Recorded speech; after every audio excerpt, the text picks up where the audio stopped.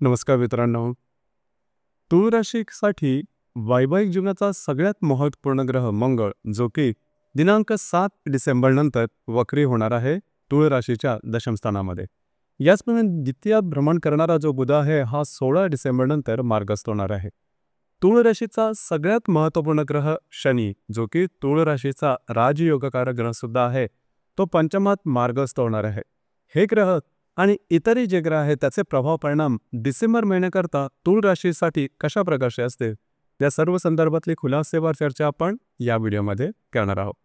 तर सुरुवातीला आपण चर्चा करू की तुमचं जे स्वास्थ्य आहे मानसिक किंवा शारीरिक हे नेमकं कशा प्रकारचं असेल. जसं की तुमच्या राशीचा जो स्वामी आहे शुक्र, जो की तुमच्या तृतीय, चतुर्थ आणि पंचम स्थानामध्ये भ्रमण करणार आहे.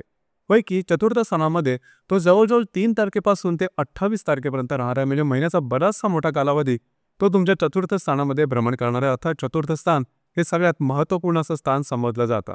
याचप्रमाणे तुमच्या राशीचा जो षष्टेश आहे गुरु, जो की अष्टमात भ्रमण करतोय आणि तो वक्री आहे.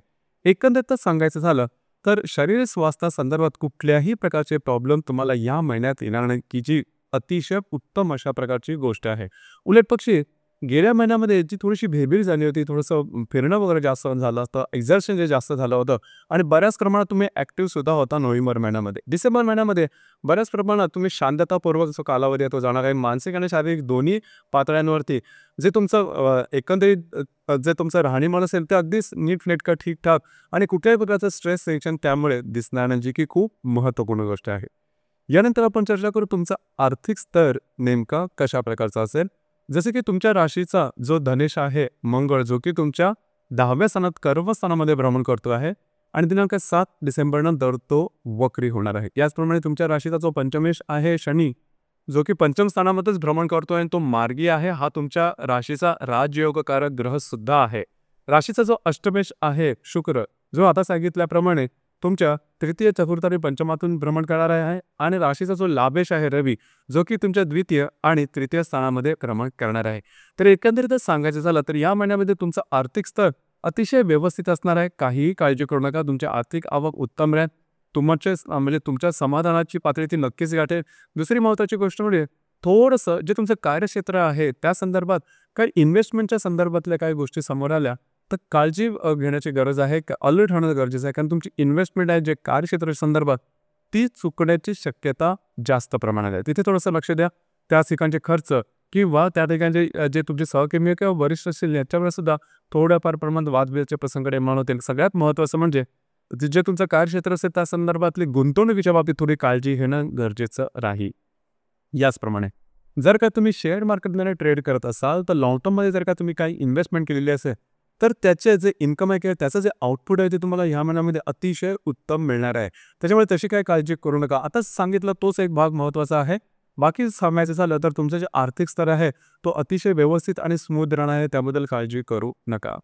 गृहसौख्याबद्दल सांगायचं झालं तर तुमच्या राशीचा जो चतुर्थेश आहे शनी, जो की पंचम स्थानामध्ये स्वतःच्या राशीमध्ये आहे, तो मार्गस्थ आहे आणि चतुर्थ स्थानामध्ये दिनांक 3 तारखेपासून ते जवळजवळ 28 तारखेपर्यंतच्या कालावधीमध्ये शुक्र जो ग्रह आहे तो भ्रमण करणार आहे. तर अतिशय चांगल्या अशा प्रकारचं हे भ्रमण आहे.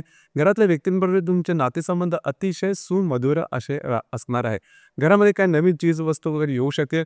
तुमच्या वास्तूच्या संदर्भातलं जर का तुम्हाला काही काम करायचं असेल, नवीन वास्तू घ्यायची असेल, असलेली वास्तू विकायची असेल किंवा वास्तूच्या संदर्भात काही उपाय करायचे असतील तरी सुद्धा हा संपूर्ण जो महिना आहे हा महिना तुमच्यासाठी शुभफलदायी असाच असणार आहे. यानंतर लव्ह लाईफबद्दल सांगायचं झालं तर राशीचा जो पंचमेश आहे शनी, जो की पंचम स्थानामध्ये भ्रमण करतो आहे आणि दिनांक 29-30 तारखेनंतर शुक्र जो ग्रह तो सुद्धा तुमच्या पंचम स्थानामध्ये येणार आहे. काळजी करू नका. जर तुम्ही कोणाच्या रिलेशनशिपमध्ये असाल, दोघांमध्ये नातेसंबंध अतिशय सुमधुर अशा प्रकारचे दिसून येतील. नवीन रिलेशनशिप बनवायचे असेल तरी सुद्धा कालावधी उत्तम राहील. याचप्रमाणे ज्या गर्भवती महिला आहेत त्यांच्यासाठी सुद्धा कालावधी उत्तम राहील. जो विद्यार्थी वर्ग आहे त्यांच्यासाठी सुद्धा हा जो कालावधी तो अतिशय चांगला असणार आहे. आता आपण चर्चा करू वैवाहिक जीवनाबद्दल. हे जे जीवन आहे, वैवाहिक जीवनाचा जो प्रांत आहे तो थोडा या महिन्यामध्ये थोडासा वेगळा असेल. वैवाहिक जोडीदाराचे नातेसंबंध तुमचे खूप चांगले राहतील. कारण तुमच्या राशीकरता जो सगळ्यात महत्त्वपूर्ण ग्रह आहे मंगळ, जो की वैवाहिक जीवनाचा कारक आहे, तो आहे दशम स्थानामध्ये, परंतु तो वक्री असणार आहे. ही गोष्ट थोडीशी महत्त्वपूर्ण आहे. आणि सगळ्यात महत्त्वाचं म्हणजे वैवाहिक जो तुमचा जोडीदार असेल त्याच्या आरोग्याकडे लक्ष देणं गरजेचं राहील. कारण हा जो मंगळ आहे, मंगळ वक्री मार्गी असं तुमच्या दशमातसुद्धा असणार आहे, भाग्यातसुद्धा असणार आहे. तर साधारणतः डिसेंबर, जानेवारी, फेब्रुवारी, मार्च हे जे 4 महिने, त्या 4 महिन्यामध्ये वैवाहिक जीवनाच्या संदर्भातल्या बरेचसे उलथापालथ तुमची होणार आहे. थोडंसं या संदर्भात अलर्ट राहणं गरजेचं राहील. खास करून वैवाहिक जीवनाच्या आरोग्याकडे जास्त लक्ष देणं गरजेचं राहील. यानंतर आपण चर्चा करू जे तुमचं कार्यक्षेत्र आहे त्या संदर्भात. तर तुमच्या राशीच्या दशम स्थानामध्ये किंवा कर्मस्थानामध्येच मंगळ आहे, तो असणार आहे, भ्रमण करणार आहे आणि महत्त्वाचं म्हणजे तो वक्री होणार आहे. तर या संदर्भात ज्या ठिकाणी तुम्ही काम करता, नोकरी करता किंवा व्यवसाय करता त्या ठिकाणचे सहकर्मी किंवा वरिष्ठ यांच्याबरोबर वादविवादाचे प्रसंग निर्माण होतील आणि त्याचं पर्यवसन तुमच्या मानसिकतेवरती जास्त प्रमाणात होईल आणि स्ट्रेस एवढं होऊ शकेल तुम्हाला वाटेल की ही नोकरी सोडून द्यावी किंवा जर का तुम्ही कुठला बिझनेस वगैरे करत असाल तो स्विच करावा किंवा दुसरा बिझनेस करावा किंवा याच्यातून बाहेर पडावं असा काहीसा थोडासा समजवेल. तर काळजी करू नका. साधारण मी मगाशी सांगितल्याप्रमाणे ह्या ज्या गोष्टी किंवा हे जे स्ट्रेस आहेत ते साधारणतः 4 महिन्यापर्यंत राहणार आहेत. आणि इथे दुसरी एक गोष्ट महत्त्वाची ती म्हणजे गुरुचं बळसुद्धा तुमच्या राशीला नाही, कारण गुरु अष्टमात आहे आणि तो वक्रीसुद्धा असणार आहे. त्याच्यामुळे गुरुच्याकडून काही अपेक्षा करण्यात अर्थ नाही. म्हणजे गुरुचं जे बळ आहे त्याच्यावरून काही तुम्हाला फारसं काही बळ मिळणार नाही. त्यामुळे थोडंसं सहन करणं गरजेचं आहे. तुम्हाला कदाचित वाटेलसुद्धा की आपल्याकडं थोडंसं जास्त काम करून घेतलं जात आहे किंवा आपला वापर केला जात आहे आणि त्या प्रमाणात आपल्याला ॲप्रिसिएशन मिळत नाही आहे. या गोष्टी बरोबर पण आहे, परंतु थोडंसं ग्रहाच्या चालीनुसार सुद्धा आपल्याला आपलं जीवन थोडंसं मोल्ड करावं लागतं. त्याचाच तुम्हाला थोडासा अनुभव या महिन्यामध्ये येणार आहे. त्या संदर्भात थोडी काळजी घेणं महत्त्वपूर्ण आहे. भावनेच्या आहारी जाऊन टोकाचे निर्णय घेऊ नका. त्यामध्ये तुमची फसगत होण्याची शक्यता जास्त प्रमाणात राहील.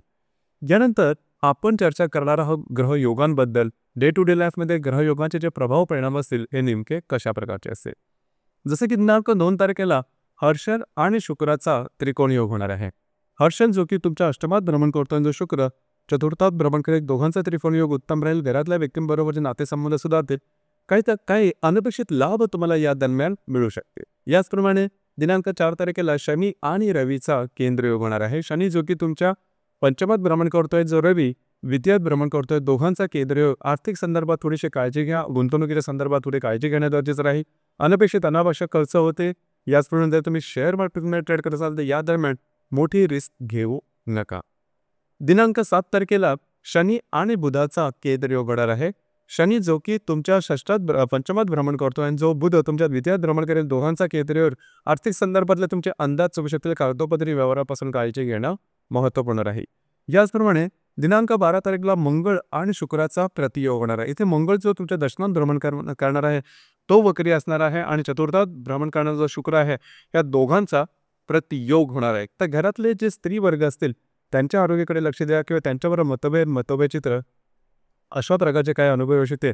तर त्या संदर्भात थोडीशी मॅच्युरिटी तुम्हाला दाखवण्याची थोडीशी गरज राहील. समजूतदारपणा तुम्हाला थोडासा दाखवण्यात गरजेचं राहील. याचप्रमाणे दिनांक 18 तारखेला नेपच्यून आणि रवीचा केंद्रयोग होणार आहे. नेपच्यून जो की तुमच्या 6व्या स्थानामध्ये भ्रमण करतो आणि जो रवी तृतीयात भ्रमण करेल, दोघांचा केंद्रयोग होणार आहे. तर जे तुमचं कार्यक्षेत्र असेल त्या संदर्भातले कागदोपत्री व्यवहारच्या संदर्भात काळजी घ्या. या संदर्भात तुमचे अंदाज वगैरे चुकू शकते. दिनांक 20 तारखेला गुरु आणि शुक्राचा त्रिकोण योग होणार आहे. गुरु जो की तुमच्या अष्टमात भ्रमण करतोय आणि जो शुक्र चतुर्थात भ्रमण करतोय, दोघांचा जो त्रिकोण योग आहे अतिशय शुभ फलदायी राहील. घरातल्या व्यक्तींबरोबरचे नातेसंबंध सुधारतील. घरामध्ये काही नवीन चीज वस्तू येऊ शकते. वास्तू संदर्भातली महत्त्वपूर्ण कामं तुम्ही या दरम्यान हाती देऊ शकता. याचप्रमाणे काही चांगले अनपेक्षित लाभ तुम्हाला या दरम्यान मिळू शकते. याचप्रमाणे दिनांक 27 तारखेला शनी बुधाचा केंद्रयोग होणार आहे पंचम आणि द्वितीय स्थानामधून. कागदोपत्री व्यवहार, कमिटमेंट, प्रॉमिसेस किंवा गुंतवणुकीच्या संदर्भात या दरम्यान काळजी घेणं अतिशय आवश्यक राहील. खास करून ज्या गर्भवती महिला त्यांनी सुद्धा स्वतःच्या आरोग्याकडे या दरम्यान लक्ष देणं गरजेचं राहील. दिनांक 28 तारखेला हर्षल आणि शुक्राचा केंद्रयोग होणार आहे. हर्षल जो की तुमच्या चतुर्थात सप्तमात भ्रमण करेल आणि जो शुक्र तुमच्या चतुर्थात भ्रमण करणार आहे, दोघांचा जो केंद्रयोग आहे थोडंसं वैवाहिक जो जोडीदार आहे त्यांच्यावर वादविवादाचे प्रसंग वगैरे निर्माण होते. या संदर्भात थोडी काळजी घेणं गरजेचं राहील. वैवाहिक जोडीदाराच्या आरोग्याकडे सुद्धा लक्ष देणं महत्त्वपूर्ण राहील. या महिन्यामध्ये ज्या अमावस्या आहेत त्या 2 आहे. एक आहे 1 तारखेला, दुसरी आहे 30 तारखेला आणि जी पौर्णिमा आहे ती 15 तारखेला आहे. अमावस्या आणि पौर्णिमेच्या दरम्यान रविचंद्राचं आकर्षण पृथ्वीकडे थोडंसं जास्त असतं. त्यामुळे आपण जास्त भावनातीत होतो आणि भावनातीत होऊन घेतलेले निर्णय चुकण्याची शक्यता जास्त असते. तर या संदर्भात या महिन्याच्या 1, 15 आणि 30 या 3 दिवसामध्ये कुठल्याही प्रकारचे महत्त्वपूर्ण निर्णय घेऊ नका किंवा कमिटमेंट प्रॉमिसेस कागदोपत्री व्यवहार वादविवाद जाऊ नका. तर मित्रांनो, हे होतं तूळ राशीचं डिसेंबर 2024 करताचं संपूर्ण राशीफळ.